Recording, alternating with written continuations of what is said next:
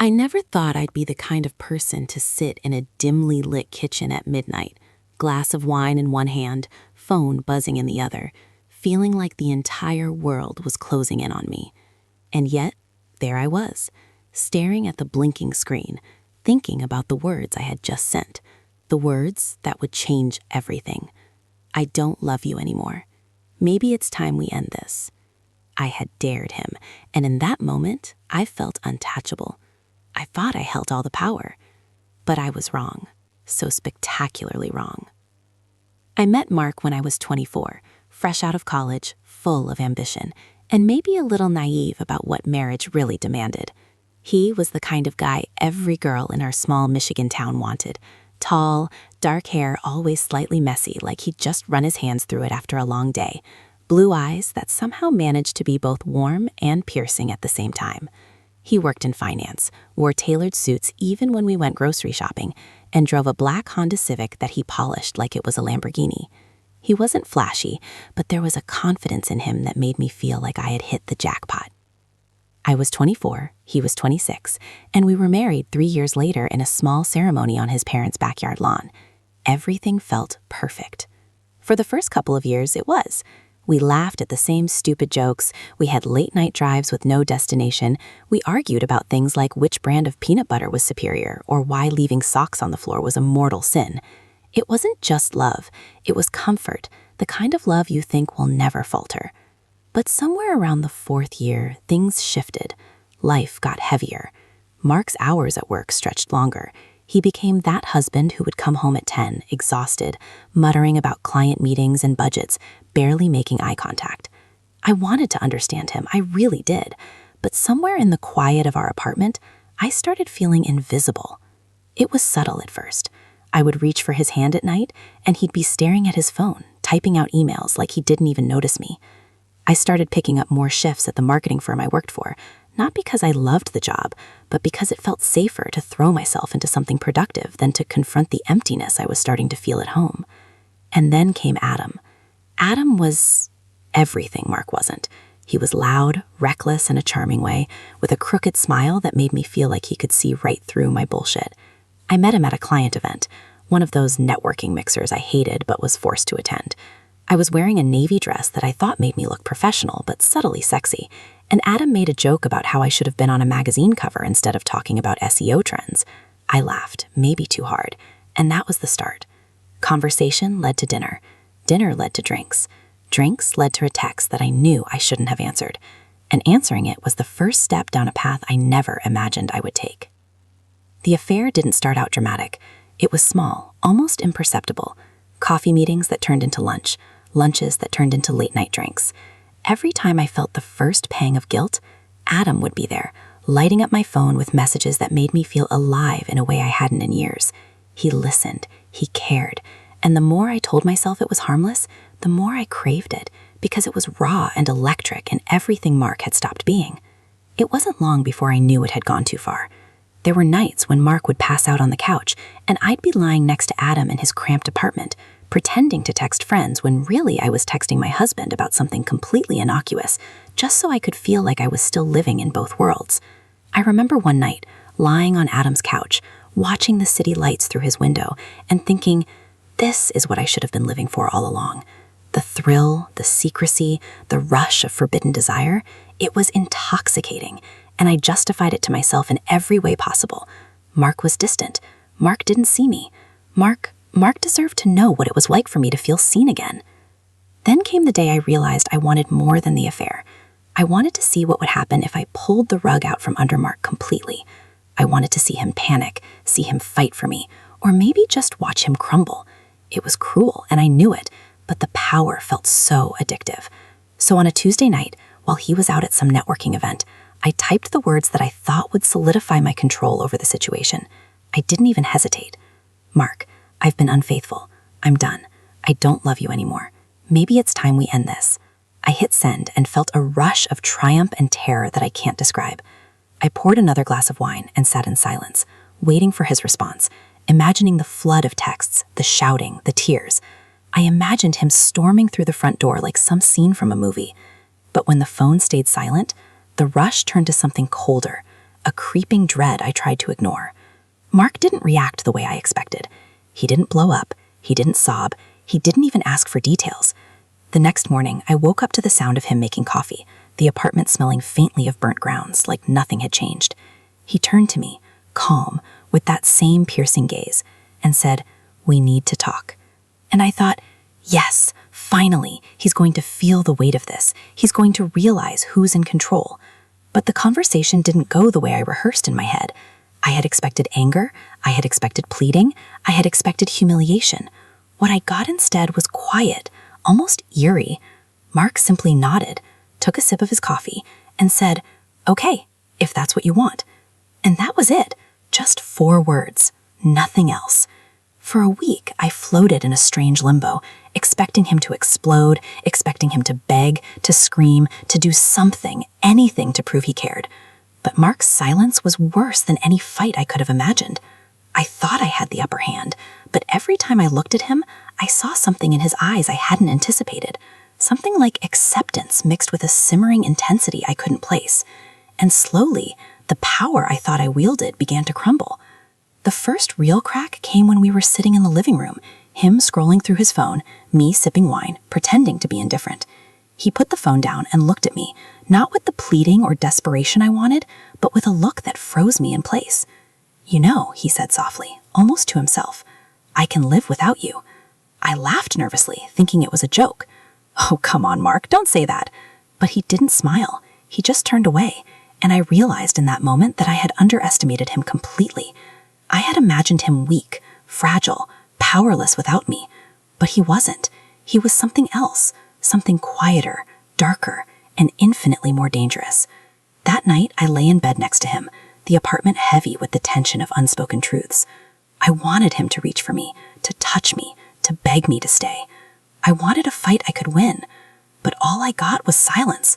The kind of silence that made your skin crawl, because it's waiting, patient, biding its time. And I started to realize that the affair, the thrill, the power I thought I had, it meant nothing if he wasn't broken, if he wasn't hurting the way I expected. I started seeing things differently, noticing the small ways he had changed the apartment while I was wrapped up in my own drama. The dishes were always clean, his shirts ironed and folded in neat stacks, the little notes he left for me on the counter, simple reminders of routine, of life continuing, of him refusing to crumble.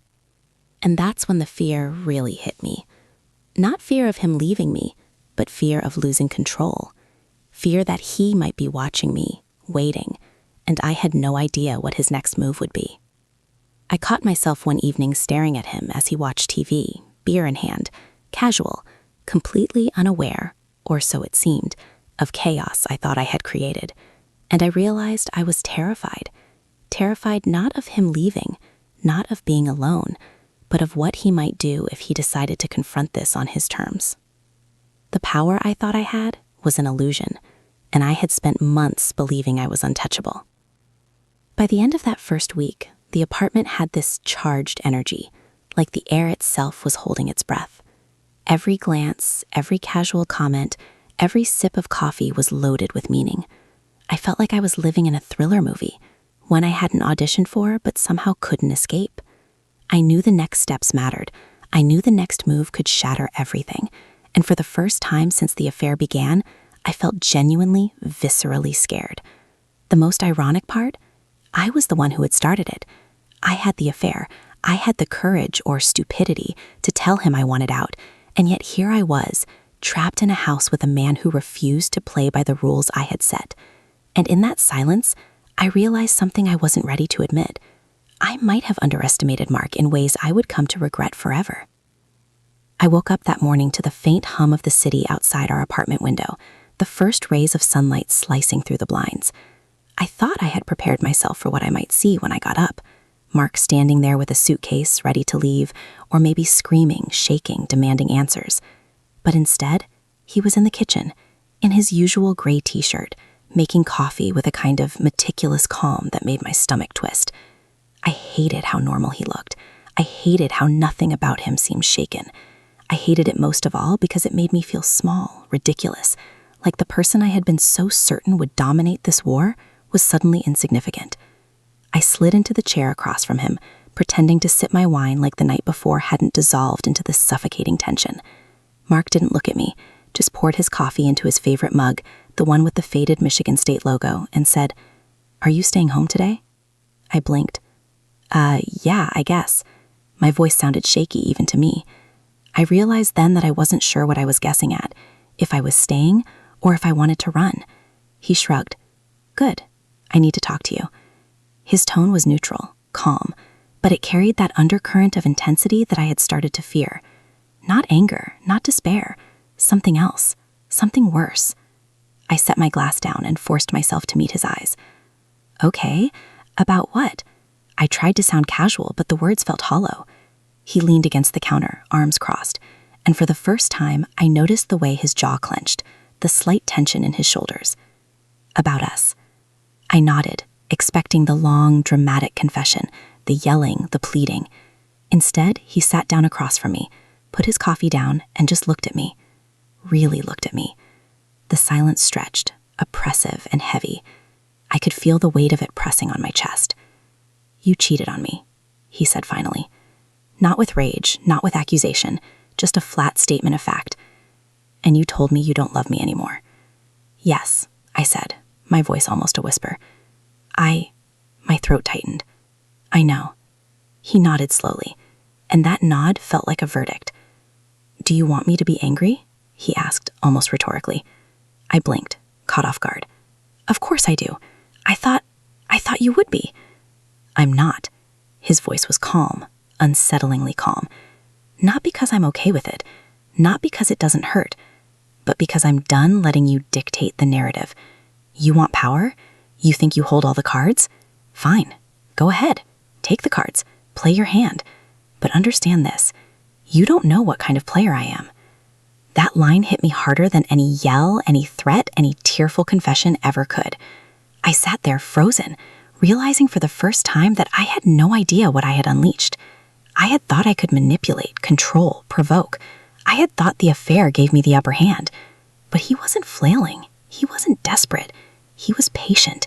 And in that patience, there was a kind of quiet danger I had never anticipated. Over the next few days, things shifted in ways I couldn't predict. I tried to maintain the pretense of my own power, flaunting texts from Adam, subtly mentioning nights out, even staying out late deliberately. But Mark didn't react. Not with anger, not with tears, not with confrontation. He just existed, moving through the apartment with that same quiet precision, making small, deliberate choices that slowly reminded me how deeply he understood me, how well he knew every routine, every habit, every weakness. One night I came home after a late dinner with Adam, drunk on the thrill of secrecy and adrenaline, expecting Mark to confront me, to demand explanations, to yell, to cry, to beg. Instead, he was sitting on the couch, reading a book, glass of wine in hand. He didn't even glance up when I walked in. I felt my stomach knot.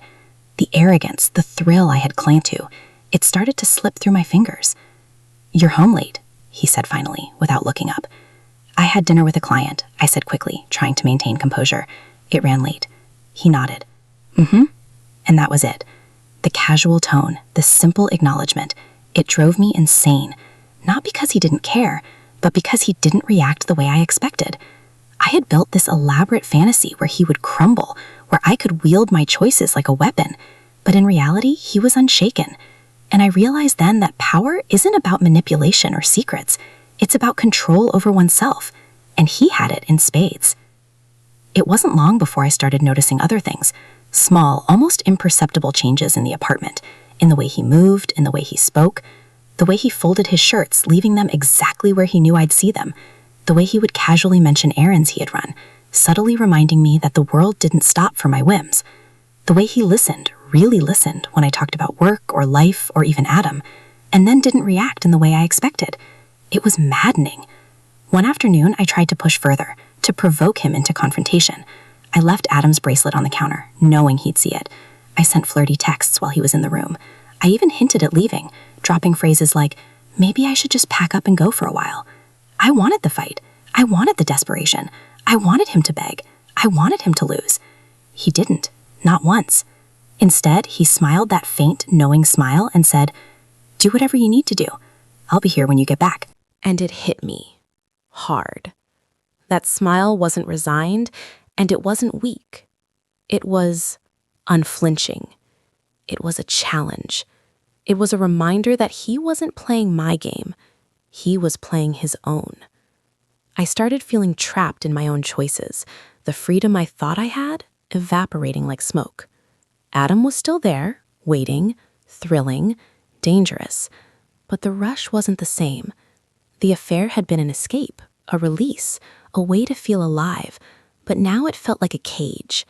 Every glance at Mark, every subtle movement, every calm response reminded me of the stakes. I was no longer in control. I had never been. Then came the night that broke me completely.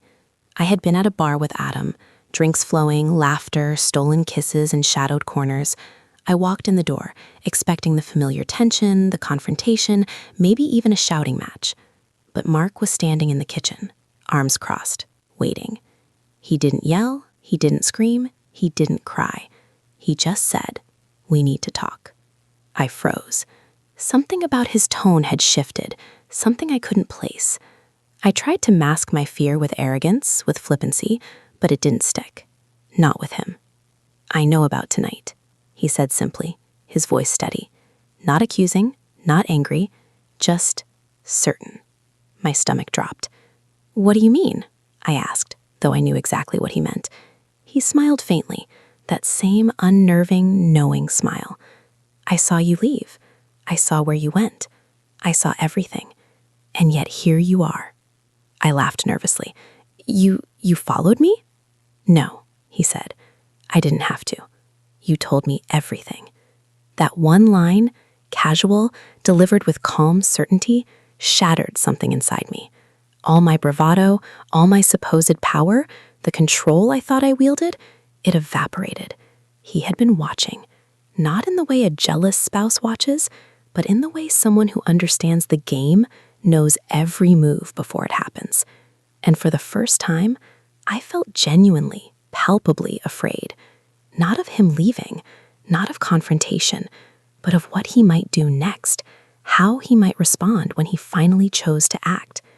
I started noticing it more and more, the subtle ways he was asserting control without ever raising his voice. The way he left notes in the apartment, reminders of routines, little tests of patience. The way he would casually reference things I thought I had hidden, just to remind me that he knew. The way he didn't react to my provocation, because he didn't need to. And I realized, sitting there on the couch that night, drinking wine alone while he sat in the other room quietly reading, that I had made a colossal mistake. I had thought I could manipulate him, that I could force his hand, that I could hold all the power. But he had it all along. I was just too blind, too arrogant, too drunk on my own thrill to see it. By the end of that week, the apartment felt like a battlefield, though there was no shouting, no physical confrontation, no explosive fights. The tension was in every glance, every movement, every breath. I was trapped in a war I hadn't fully understood I was a part of, and the more I tried to assert dominance, the tighter his calm grip around the situation became. I started questioning everything, my choices, my affair, my life. The thrill, the power, the control I thought I had, it all felt hollow. I had underestimated Mark in ways I would never be able to undo, and I was beginning to fear that the fallout, whenever it came, would be worse than anything I could imagine. The first time I saw Mark truly lose it was subtle, almost imperceptible, and that was what scared me the most. It wasn't a scream or a slammed door, it was a pause, a stillness that didn't belong to him. I had come home one evening after another late night with Adam, thinking I could slide back into the apartment unnoticed, thinking I could maintain the illusion of control. But the second I opened the door, I felt it. The air had changed. The quiet was oppressive. Mark was sitting at the kitchen table, elbows resting on the surface, hands clasped together. He didn't look up when I came in. His coffee had gone cold, forgotten. My heels clicked against the hardwood floor, but he didn't flinch. Finally he spoke, voice low and steady. "Do you want to tell me about tonight?" I froze, pretending to rummage through my purse, avoiding his gaze. I just went out for a drink with friends," I lied, forcing a laugh that sounded brittle even to me. Friends? His voice was calm, but there was an edge under it, like the faint scrape of steel on stone. I felt it deep in my chest. I laughed again, trying to sound casual. Yeah, friends. You know, Sarah and Jen, just drinks after work. He tilted his head slightly, that piercing look in his eyes making me shrink. Funny. I ran into Sarah yesterday at the grocery store. She said you went out with Adam. My heart skipped. The blood rushed to my face. Adam. I hated that name coming out of Mark's mouth. It shouldn't have mattered, but hearing it from him, calm, collected, informed, was like being exposed naked in the middle of a room full of strangers. I stammered, words failing me. Mark's jaw tightened. He didn't yell, he didn't slam the table. He simply leaned back in his chair, steepling his fingers under his chin, and said softly, "Do you really think you're the only one playing this game?" It hit me like a punch. All the confidence I had built over months, my clever texts, my late-night rendezvous, my little games meant to provoke, crumbled in that moment. I realized he hadn't just been sitting there passively, waiting to see me fall apart. He had been watching, calculating, controlling everything in ways I hadn't even imagined. The power I thought I held was an illusion. That night, I couldn't sleep. I lay in our bed, staring at the ceiling, every little creak of the apartment echoing in my ears. I kept replaying the day, his words, that look in his eyes. I realized that the stakes had shifted entirely. This wasn't just about my thrill anymore. It was a chess match, and I was the reckless pawn, moving too fast, thinking I could skip steps and claim victory. The next morning, Mark left for work as usual, and I watched him go, heart hammering. I thought about calling Adam, telling him everything, running away in some irrational, desperate attempt at freedom. But even that idea terrified me, because now I wasn't just afraid of Mark discovering the affair, I was afraid of what he might do once he fully understood the depths of my deception. He wasn't the man I had married. He was something sharper, colder, and infinitely more dangerous. A few days later, I found a note on the kitchen counter. Not the casual, passive notes he sometimes left, like reminders to pay bills or pick up groceries. This was different. Small, precise handwriting. Every word calculated. I know everything. Choose carefully. My hand shook when I read it. Every instinct in me screamed to flee, to text Adam, to run him to door. But I didn't. Instead, I felt an unfamiliar, twisted respect. He had caught me in a lie, in an affair, in a world of my own making. And he hadn't exploded. He had simply set the rules of the game. Silent, lethal rules that I hadn't noticed until it was too late. I started noticing other things around the apartment. Subtle signs that he was monitoring, controlling, anticipating my every move. A receipt from a restaurant I hadn't meant him to see. A casually dropped comment about Adam, said in a tone that was almost playful, but underneath carried a quiet weight. He knew. Every word, every gesture, every coincidence was carefully orchestrated to remind me that I wasn't untouchable. I couldn't eat, couldn't sleep, couldn't focus. The affair that had once thrilled me now felt like a trap. Adam was still there, but even he seemed distant, like he could sense the storm gathering. I wanted to call him, to escape into the arms of someone who made me feel alive, but I couldn't. Not because I loved Mark. God, I didn't. Not really. But because a part of me feared what he might do if I abandoned the apartment, abandoned the game. Then came the confrontation I had been dreading and strangely anticipating all at once. One evening, I returned home from work expecting the usual tension, the subtle reminders, the calculated calm. But this time, it was different. Mark was sitting in the living room, the dim light catching the sharp lines of his face, eyes locked on mine. He didn't move when I entered, didn't acknowledge my presence immediately.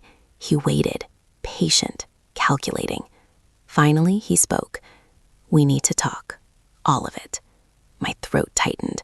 I had rehearsed this moment 100 times, imagined fights, tears, screaming, but reality was far more terrifying. The calmness in his voice, the certainty, the unshakable control, it made my heart pound in a way I couldn't control. I started, but words failed me. "I know about Adam," he said quietly, each syllable precise. "I know about the texts, the dinners, the late nights. I know everything, and I want to know why. I swallowed hard, the first inkling of panic rising in me. I didn't mean to. He held up a hand, cutting me off. Don't lie. Don't justify. Don't plead. I want the truth. You want power, don't you? You thought you could control me, manipulate me, make me react. You thought you were untouchable. I nodded slowly, unable to speak. Mark leaned forward slightly, eyes locking onto mine. But here's the thing. You've underestimated me. You always have. And now you're going to see the consequences of that. My stomach dropped. Consequences? Yes, he said softly, deliberately. Every choice you've made, every betrayal, every reckless step, you've set this in motion, and I'm the one who decides how it ends. I felt a cold wave of fear, the kind that grips your chest and refuses to let go. Not fear of leaving, not fear of a fight, but fear of the unknown. I didn't know what he would do, how he would respond, or how far he was willing to go, and that uncertainty was suffocating. Over the next week, he subtly began shifting the balance in the apartment. I noticed small things at first. My wine glass moved slightly from where I had left it, my favorite chair repositioned, small items rearranged. Each adjustment was deliberate, calculated, as if he were silently asserting dominance without ever saying a word. I realized then that the game had changed entirely. I was no longer in control, not for a second. Every action I took, every plan I made, every text I sent to Adam was observed, anticipated, neutralized before it could even reach its intended effect. Adam became a liability. Every time I met him, every stolen kiss, every late-night meeting, I felt the weight of Mark's unseen gaze pressing down on me. I started to notice things I had never noticed before, the way Mark would casually mention mundane details about my life, the subtle hints that he knew where I had been, who I had been with, what I had said. I began to realize that he wasn't just aware, he was orchestrating, controlling, and preparing for something I couldn't predict. And then came the day I found the second note. This one wasn't cryptic. It wasn't a warning. It was a statement. You think you're the one with power. You're not. I've been waiting for the right moment, and it's coming. I crumpled the note in my hand, my pulse racing. I wanted to burn it, throw it away, destroy any evidence of his insight. But the truth hit me like a physical blow. There was no escape. I had created a storm, and I had no idea how to survive it. That night, I lay in bed, staring at the ceiling, replaying every conversation, every decision, every reckless step I had taken. I thought I was clever, that I could manipulate, that I could hold all the power, but I was wrong. Mark had been the one in control all along, and the realization made my chest ache, made my hands shake, made me feel trapped in a world I had constructed and could no longer navigate. I wanted to call Adam, tell him to come save me, to whisk me away from the suffocating tension, but I couldn't. I didn't want to show weakness, and I didn't want him to know just how deep the fear ran. I wanted to pretend, to keep up appearances, to cling to the illusion that I still had a choice. But deep down, I knew I didn't. I had dared Mark to confront me, to challenge me, to leave or to fight, and he had done neither. He had simply waited, watched, and now he was ready to make the next move on his terms, and I had no idea what that would be. I woke up that morning to the faint hum of traffic outside, the apartment eerily quiet except for the soft ticking of the clock in the living room. Mark wasn't in bed. He hadn't been all night, and the absence felt like a gaping hole, as if the air itself was holding its breath. I rolled over, my body stiff, my mind racing. The note from the night before was still in my hand, wrinkled but legible. You thought you were in control. You were wrong. I tried to convince myself it was just intimidation, a psychological game, but my chest tightened with dread I couldn't shake. I got up, moving quietly through the apartment, and immediately noticed the subtle changes. The dishes were all in the sink, but his coffee mug, still warm, was set precisely in the center of the counter. My phone, lying face up on the table, displayed a single unread message. We need to talk tonight. By mid-afternoon, I couldn't focus at work. Every text from Adam felt like a lifeline, every ping from my phone a reminder that I had a choice, except the fear ground on me so much that I couldn't respond. I couldn't even think about running without wondering how Mark would react. He had been so patient, so controlled, and now, in his silence, I felt the full weight of my mistake.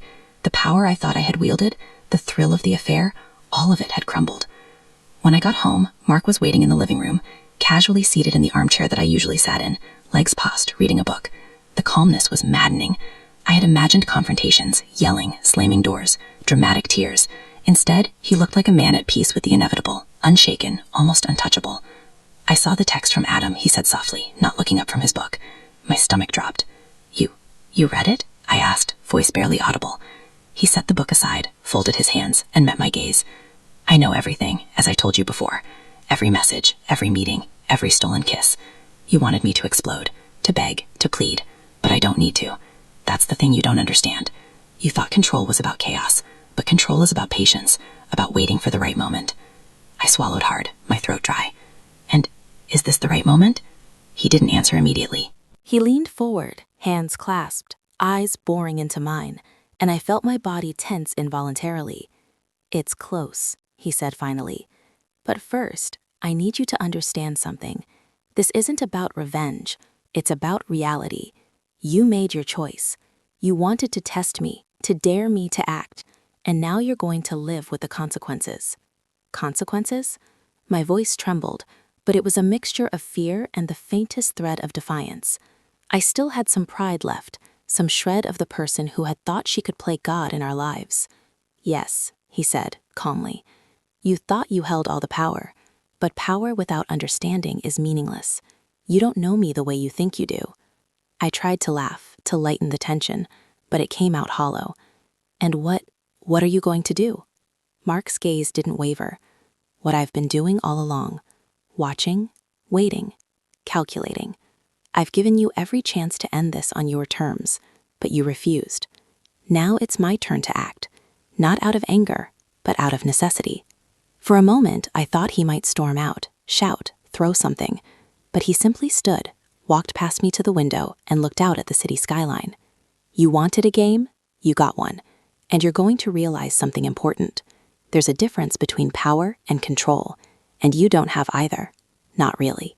My hand shook. My mind raced with images of the affair, the lies, the nights with Adam. I had thought I could escape, thought I could manipulate, thought I could dominate. But here, in the calm, quiet presence of a man I had betrayed, I realized that every move I had made was anticipated, accounted for, neutralized. I had been a child playing chess against a master, and I didn't even know the rules. Mark turned to face me, and for the first time since all of this began, I saw raw emotion flicker across his features. Anger, hurt, disappointment. But it was contained, controlled, purposeful. "Do you understand now?" he asked quietly. "Do you understand what you've done and what it means?" I shook my head, unable to form words. The fear, the guilt, the realization of my helplessness pressed down like a physical weight. I thought of Adam, of the thrill, the escape, the fantasy that had felt so real, and I hated myself. Hated myself for thinking I could play with lives, with love, with trust, without consequences. "You've given me everything I need to know about you," Mark continued, his voice soft but cutting. "Your desires, your impulses, your arrogance. And now, I get to decide the rest." The apartment felt smaller, the walls closing in. I wanted to run, to scream, to escape into Adam's arms, but I couldn't. Not because I loved Mark. God, I didn't. But because the fear was more paralyzing than anything I had ever felt. The thrill of the affair, the sense of invincibility, the rush of daring him to act, all of it had evaporated. For the first time, I truly saw the man I had married. Not the one I had idealized, not the one I had taken for granted, but the one who had been quietly observing, quietly learning, quietly waiting, while I danced around in my own reckless fantasy. And in that moment, I realized that I had been caught. Completely and utterly. Mark sat back down in his chair, picked up his book, and without looking up said, "It's late. Go to bed. Tomorrow we'll start dealing with this. Together or apart. It's your choice. But know this. I'm not the one who's been reckless. That's on you." I lay in bed that night, staring at the ceiling, unable to sleep. I thought of Adam, of the nights I had spent seeking excitement, of the lies I had woven so carefully, of the fantasy of power that had consumed me. And now, faced with the calm, precise, unshakable presence of Mark, I understood something I hadn't before. Power is meaningless if the other person refuses to play by your rules. Control is not about chaos. It's about patience, observation, and the ability to act when the moment is right. Days passed in a blur. The tension in the apartment was constant, like a live wire humming just beneath the surface. Mark didn't yell. He didn't beg. He didn't cry. He simply existed.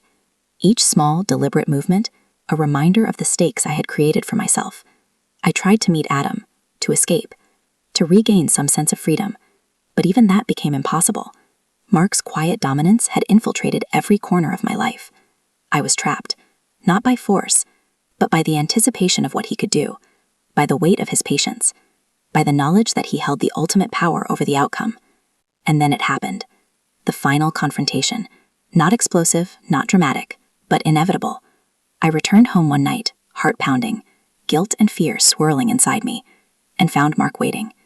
The apartment was silent, except for the low hum of the refrigerator. He didn't rise to greet me. He didn't speak. I knew immediately that this was it. "I've thought about it," he said finally, voice low and controlled. "About us, about what's happened, about you." I felt the walls close in, and my voice was barely audible. Mark took a deep breath, calm, precise. "We can continue like this, living with lies, betrayal, and fear. Or we can end it, cleanly, honestly, on our terms." I shook my head, tears prickling my eyes. I don't know if I can." He held up a hand, stopping me. "It's your choice. I gave you the opportunity to leave the way you wanted, to assert your power. You refused. Now I'm giving you the final option. Decide. Do it yourself, or I will. But know this, I'm not afraid, and I've waited long enough." The weight of those words crushed me. All the arrogance, all the thrill, all the sense of invincibility I had carried into this affair was gone. I had dared him to act, thought I held all the cards, and in the end he had been playing a completely different game, a game I didn't understand until it was too late. I realized then that I wasn't just facing the consequences of the affair, I was facing the realization that the man I had married, the one I had thought I could manipulate or hurt, was far more complex, far more dangerous, far more controlled than I had ever imagined. The power I had craved, the thrill I had sought, it had never existed. Not really. It had been an illusion, and now I was trapped in the reality I had created, powerless to escape. Mark didn't raise his voice. He didn't threaten. He didn't beg. He simply waited, patient, unshakable, letting the silence and the weight of his presence do what words never could. And in that quiet, I understood the full magnitude of my mistake. I had gambled with love, with trust, with loyalty, and I had lost. I sat there, finally, broken in a way I couldn't deny, and knew that from that moment on, everything had changed. The affair, the lies, the games, they were over, and the reality I had to face was chilling, inescapable, and absolute. I had dared my husband to divorce me after my affair, thinking I held all the power. But in the end, I was the one completely powerless, at the mercy of a man who had always been 3 moves ahead.